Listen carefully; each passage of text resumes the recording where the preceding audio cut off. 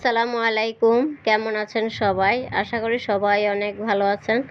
এই তো আজকে বাটা মাছ রান্না করব, আর এখানে মাছের মাথা দিয়ে মিষ্টি কুমড়া দিয়ে রান্না করব, পাঙ্গাস মাছ দিয়ে লতি দিয়ে রান্না করব। তো এই যে ঢেঁড়স এগুলো ভাজি করব, তো আমি সব সামনে নিয়েছি, সব কেটে কুটে নেব এখন।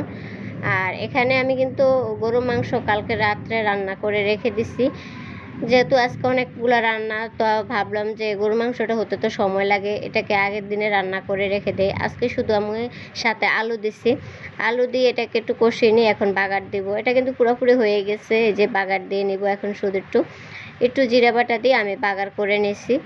আর মাংস কিন্তু গরু মাংস পরে বাগার দিলে খেতে অনেক মজা লাগে, একটা সুন্দর একটা স্মেল আসে জিরা বাটা দিয়ে বাগার দিলে।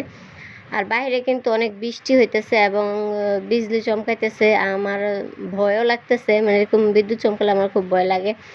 আর এখানে এই যে এখন বাটা মাছগুলো রান্না করব, বাটা মাছগুলো শুধু রান্না করব। তো এখানে এই যে তেলের পেঁয়াজ কাঁচামরিচ ভালো করে তেলের মধ্যে ভেজে হলুদ গুঁড়ো, মরিচের গুঁড়ো, লবণ, একটু রসুন বাটা দিয়ে আমি মশলাটা একটু কষিয়ে নেব। একটু পানি দিয়ে কষে নিয়ে আমি মাছগুলো দিয়ে দিব এখানে। এখানে কিছু মাছ আস্তা আছে, কিছু মাছ আবার কেটে নেওয়া আছে। যেগুলো একটু বড় সেগুলো কেটে নিয়েছি, আর যেগুলো ছোট সেগুলো আস্তায় রাখছি। তো এখন ভালো করে কষি আমি যে পানি দিয়ে দিলাম।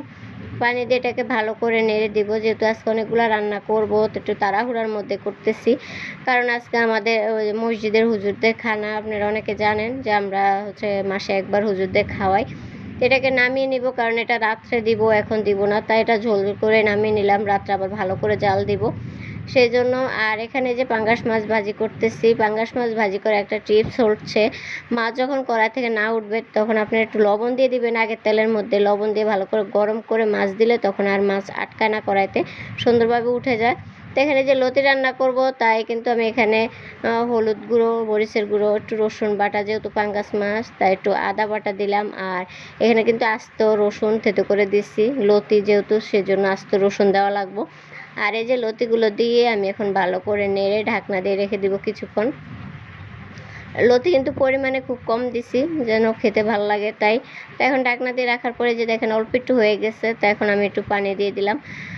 লতি যেহেতু তাই পানি কিন্তু কম দেওয়া লাগবে, তো দিয়ে আমি আবার ঢাকনা দিয়ে রেখে দিব।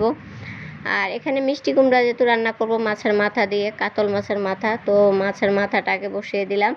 আর এখানে দিলাম কাঁচামরিচ, হলুদ গুঁড়ো, রসুন বাটা, লবণ, আর একটা তেজপাতা দিয়ে আমি যে মিষ্টি কুমড়াগুলো দিয়ে দিলাম সাথে। যখন বলক আসবে তখন দিয়ে দিলেও হবে।